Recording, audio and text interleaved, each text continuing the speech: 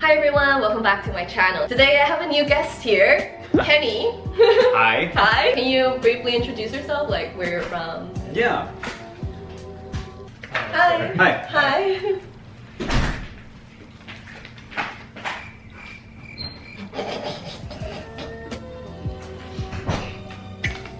You noticed that we both awkwardly started thinking one.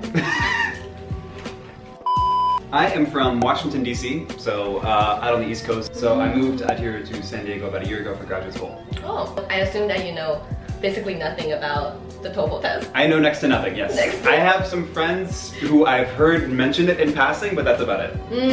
But you know the GRE, right? Yeah, I had to take that. How was it? It was fantastic. I loved every second of it. Okay, actually, I have some advice. So there's one requirement, at least for Americans when they take the GRE, is bring a valid government ID. I showed up with the TOEFL too. Yeah. Okay, so this is relevant then. Yes. So I showed up with my driver's license. I'm like, okay, this is gonna go great. Yeah. I show up about an hour before the exam and I go to check in because I'm early. I'm like, oh, do you have another form of identification? I'm like, no. Nope. This is my driver's license. And they say, oh, this has been expired for 11 months. Oh my god. Yeah. So were you able to rush back and get it? I got to the DMV. I renewed my license. You went to the DMV I went to where the DMV slobs were? during rush hour. Oh. During like lunch hour. I swear it was the fastest DMV trip ever. Isn't it like notoriously slow? I expected to be there for about 4 hours. I get handed my temporary, valid license right as the clock strikes noon or whatever when the exam time was. And so they put me in because they have like a, some grace period of like half an hour. So they like sit me down and my heart's like racing. And then I like start the exam and it's like, do you think that public office terms should be limited? I'm like, oh my god, that was so stressful. Oh my gosh. So bring an ID. So the first question will be ask something that's familiar to you.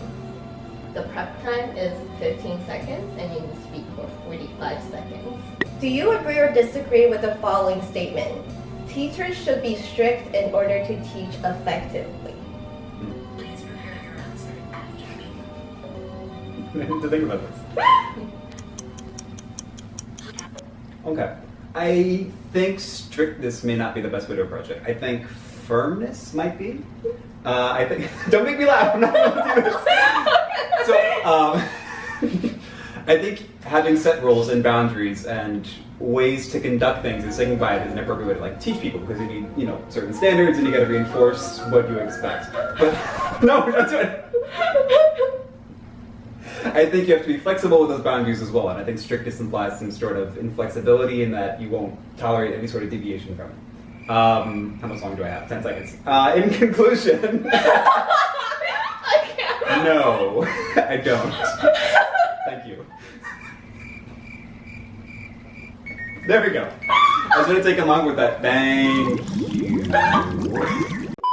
I don't know exactly how they're gonna score it, but they say that you need examples in every like. Oh, I did not do that. Yeah. I got some big words, and then I got like inflexibility, tolerance. Those are like decent words. Yeah, but like development-wise, there's like if the examiner is like really strict, it'll be like, okay, this is only like in the argument. There's no example. If they're being strict, though, they're not very good teachers. So, question. Okay, next question. Do you agree or disagree with the following statement? Sometimes it is necessary for us to have enemies to be successful. No, boy, I feel the pressure now. Okay. Wait, did you start the timer? I'm already thinking. Beep. Okay, enemies. No, I don't think it's necessary to have enemies. I think adversity is more important. Like negative circumstances that sort of motivate you to try to get out of it. So, I have an example this time. I have a friend, I think, or maybe I heard a friend tell me about a friend who was going to move to San Diego, but didn't want to because the weather is too nice. And she was worried that if she lost like the daily adversity in her life, then she would not be able to work hard. And so now she's living in Boston, where I guess it's not as nice as San Diego. And that's my example. So that answers the question, right? 3, 2, yep, I'm done. Did you even answer the question? What was the question? I feel like I lost it about halfway through. Do you agree or disagree that you need enemies in order to be successful? I said no. Wait, but my how example, did it end with but my weather? example said yes. Yeah. So the weather is the enemy. And Yeah, the but you answer said no is- to enemies. I said no to enemies, and the example was the example of my opponent's argument, which is wrong.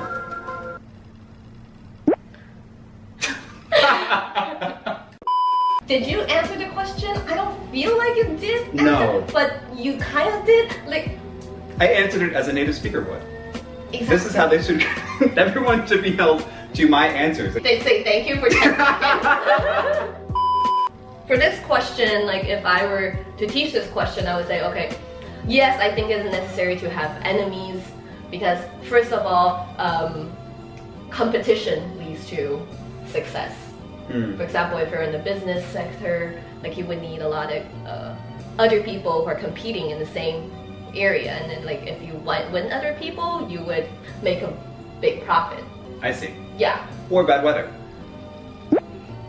Do you agree or disagree with the following statement? People should wear clothes according to fashion. No opinion. No comment. No. No. Because self-expression is important, and well, I don't know. You can express yourself within different cultural contexts. Like there are whole art movements that are centered around different artistic styles, and people did really well within that. And so I think there's certain constraints when you're expressing yourself artistically that are not necessarily constraints as much as scaffolds upon which to build something. And so I presume you could do the same thing with fashion, but in the sense like you wear pants and a shirt, not so much this is the type of frill that, I don't know about fashion, but in terms of self-expression, I don't think you need to, what was the question?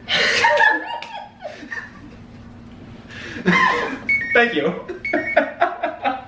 Your argument just went out the window. how? What was the question? Grand reveal. Okay. Drum roll. Drum roll. People should wear clothes according to fashion. Oh. This is technically off topic. Yeah, well, yeah, would that be a 0 then? I said it well, kind of. I said a lot of things. Yeah, you did, but topic development wise? I mean, I started with a single word and I ended with like a lot of words. I think that counts as development. Is that not what you want? Just like slowly increase the speed and length of the words throughout the course of the answer? No. I don't know. So you want to avoid contradicting yourself within your own answer. Because if you're proficient, you can. Okay. But if you're not, then whoa, like car crash. Car crash. Basically what my answer is. I think every single time I've like started with one opinion and ended convincing myself that the other side is true. Yeah. Like the examiner from ETS, they don't encourage people to like, what's it called? Like be on the vacillate. fence. Yeah. This is not a good choice because it's hard to talk about only one side of the opinion, and if you want to incorporate both, then it's like, Okay. I do love your answers. Okay. But I feel like I've been like in this exam for too long that like my head is fixed in how to answer this. Well, I feel like that's the best way to do it. I mean, it should be formulaic, right? If you can give them the answer that they want to hear, you get a good score. Especially when you have to teach it Yeah. to someone else. Standardized test, standardized response. Yeah. Oh yeah. Absolutely. There you go. There. That's your motto. Don't even think. Yeah, that's the goal. Yeah. I also give students like templates. A good timing to promote my online course. Shameless plug. Shameless plug. Down description. There's a link to my online TOEFL course. Alright, so in general, what do you think of this test? As a native speaker. I think if you learn the sort of response that they're looking for, then yeah, it'll be clear if you're proficient in English. I think it's a fair test, as long as you know what to expect. But as a native English speaker going into the exam without any sort of preparation, and just speaking as I would to someone else in a normal conversation, no, I don't think I do very well. At least from what you've told me. You gotta give the right kind of answer. Oh, yeah, that's very true. Yeah, you have to give the answer that they want. Right. In order to pass their test, because it's their game. You gotta play it their way. Right, you gotta know the rules. And yeah. Alright, so don't forget to subscribe to my channel and also follow me on Instagram. Alright, thank you, Kenny, for Thanks for having Being me. tortured. That was a great time. Alright, so that's about it for this video, and I'll see you guys really soon. Bye!